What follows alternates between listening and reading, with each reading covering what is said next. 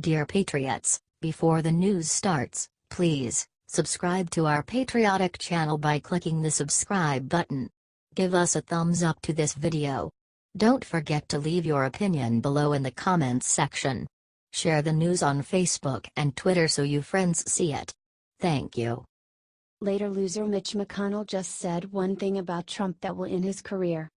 It really just blows my mind sometimes, y'all. You think there is nothing else that Mitch McConnell could do to embarrass himself at this point? Not during a break and after the Obamacare repeal disaster. Wrong. McConnell decided to give a speech to a bunch of Kentucky donors where he revealed how he thinks it's actually Trump's fault he failed in Congress. McConnell blamed the Obamacare failure on Trump expecting Congress to do too much work. Mitch McConnell told the crowd of donors at the Florence Rotary Club in Kentucky. Now our new president has, of course, not been in this line of work before, and I think has excessive expectations about how quickly things happen in the democratic process. And so, part of the reason I think people feel like we're underperforming is because too many artificial deadlines unrelated to the reality and the complexity of legislature may not have been fully understood. And so what I'm asking of you is to judge this Congress when it finishes. And so, part of the reason I think people feel like we're underperforming is because too many artificial deadlines unrelated to the reality and the complexity of legislature may not have been fully understood. And so what I'm asking of you is to judge this Congress when it finishes. Hey, I'm gonna do Mitch McConnell a big favor right here. Let me tell Congress why people feel like y'all are underperforming. Congress has been so clogged up and ineffective for decades now that America has lost all faith in it as a governing body. That's what really happened. Look, maybe it's time for Mitch to go. What do you all think? He had a good run, but there's got to be someone out there who won't try and claim a big loss is actually a win, but nobody notices it because they are all being too critical.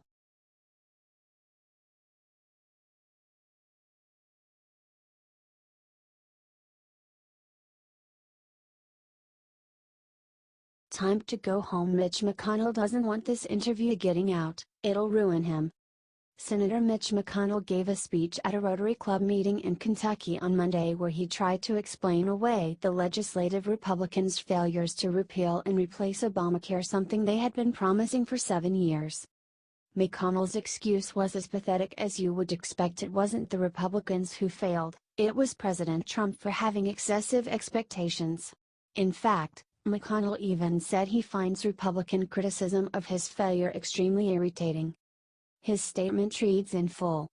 I'd ask for a show of hands, but I know everybody's saying, been there, haven't done anything, which I find extremely irritating, and I'm going to tell you why. A Congress goes on for 2 years.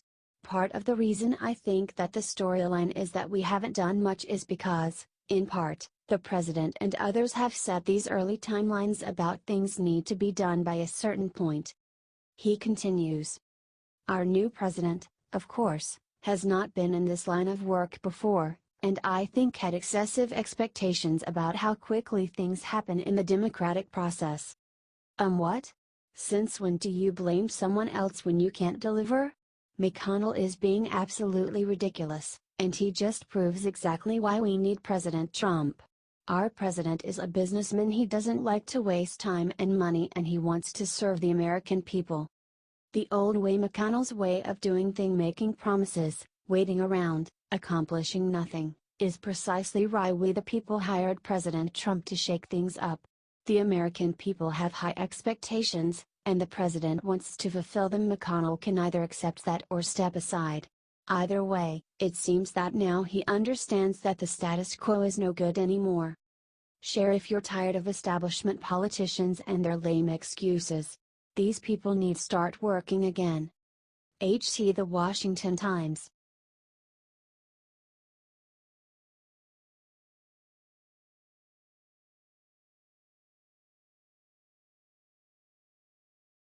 Scarborough claims that Wolf's anti-Trump book feels true, despite reports discrediting it. The new book Fire and Fury, Inside the Trump White House has come under a lot of attack for saying ridiculous things. The book claims that President Trump didn't actually want to be elected and Melania cried tears of sadness when he won. A lot of what has already been released has been discredited. However, according to MSNBC's Joe Scarborough, he believes it because it feels true. In my conversations with you, in my conversations with people inside the White House, in my conversations with everybody involved, I've got to say this book rings true on just about everything that I read, said Scarborough. All the things Mika and I have known about Trump over the past 10 to 11 years, what we knew over the past 12 to 24 months. What we knew after we stopped talking to him. Again, I haven't read anything in here other than possibly that John Boehner anecdote, that didn't ring true to me. Everything else does, and it follows everything that all of my sources have been telling me for 12 months. What about you? Asked Scarborough. Well, there's so much to say about this effort, and I will not embroider much over what he just said about Michael Wolff, said guest John Heilemann. There will be a lot of discussion over the next week or so about sourcing and methods on this book, and probably a lot of pushback from some number of the people who are quoted on the book about the ways in which their material got presented. I'll leave it at that. I think there's going to be some discussion of it, said Heilemann.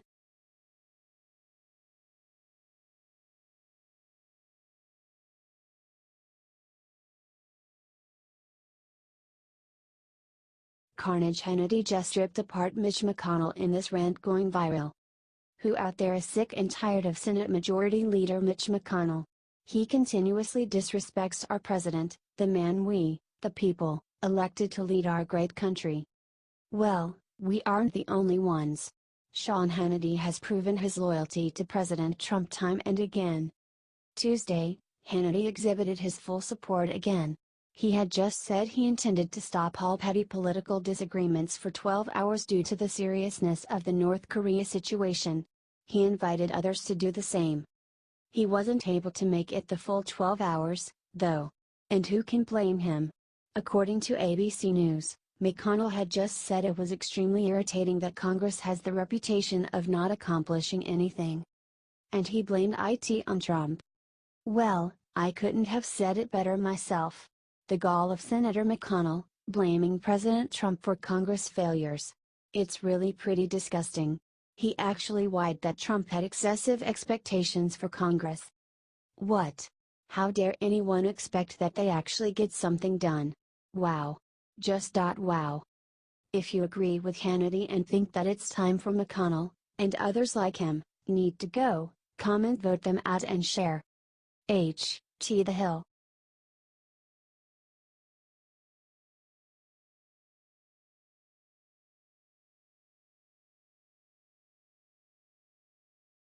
YouTube blocks video of scientist denying being a white supremacist for incitement of hatred. Jordan Peterson is a University of Toronto psychology professor who gained fame through calling out the ridiculousness of the transgender movement. Liberals hate him and constantly call him a white supremacist, which they say about everyone who disagrees with them. In a video, he was asked how it feels to be accused of being a white supremacist. Peterson says that the claim is ridiculous, and explains why he is not a white supremacist, including the fact that he is part Native American. But then Peterson got a message from YouTube that video is being blocked in several countries for incitement of hatred. Saying you aren't a white supremacist is hate speech now. The video has been blocked in Austria, Bulgaria, Switzerland, Czech Republic, Germany, Estonia, France, United Kingdom, French Guiana, Guadeloupe, Croatia, Hungary, Israel, Italy, Lithuania, Latvia, Martinique, New Caledonia, French Polynesia, Poland, Saint Pierre, and Miquelon, Reunion, Romania, Slovakia, French Southern Territories, Wallis, and Futuna, and Mayotte. The censors are at it again. No explanation, and no reason, why in the world would this be blocked? Tweeted Peterson after getting the message. Here's some more explanation for the censorship: incitement of hatred, terrorist recruitment, incitement of violence, celebration of terrorism. Even to fall briefly and erroneously into such a category is a chilling event. Tweeted Peterson.